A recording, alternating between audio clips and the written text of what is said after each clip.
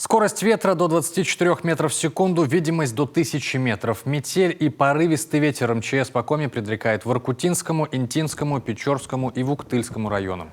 В Заполярном городе сегодня для всех школьников с 1 по 11 классы был объявлен актированный день. Отменены занятия и у 1 и 2 курса средних профессиональных учебных заведений. Температура всего -10, но высокая влажность и низовая метель дают о себе знать.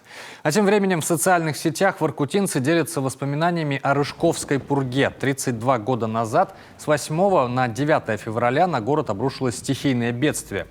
Порывы ветра в 50 метров в секунду совпали с визитом в Воркуту председателя Совета министров СССР Николая Рыжкова. Сопровождалась пурга не только серьезным экономическим ущербом, город буквально ушел под снег, но и человеческими жертвами. Вот что по этому поводу пишут в соцсети очевидцы. Я 9 февраля приехала в Воркуту на ПМЖ. Была в шоке. Ревела месяц. Куда попала. 30 лет прожила в Воркуте.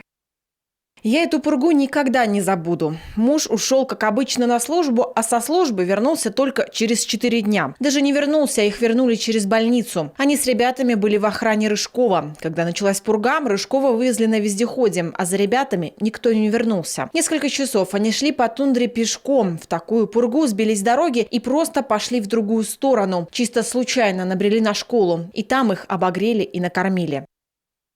У нас с сестрой 2 дня родителей не было. Подъезд заметен. До 2-го этажа спасали консервы, и тогда научилась готовить. Мне было 11 лет, а сестре 7 лет. Пережили, конечно.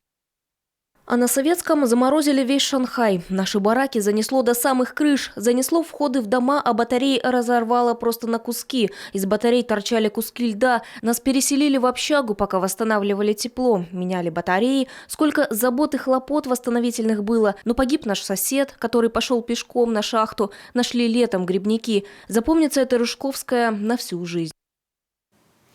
Городские власти, энергетики, военные тогда предпринимали меры для борьбы со стихией, восстанавливали обрывы на сетях, использовали вездеходы, чтобы вызволить людей из снежного плена. Многие застряли в машинах и автобусах на так называемом Воркутинском кольце. Это дорога между городом и поселками горняков. Число погибших в разных источниках разница, но 10 февраля пурга, как по мановению волшебной палочки, улеглась. Рыжков в тот же день отбыл, а стихия впоследствии обросла легендами и получила свое имя.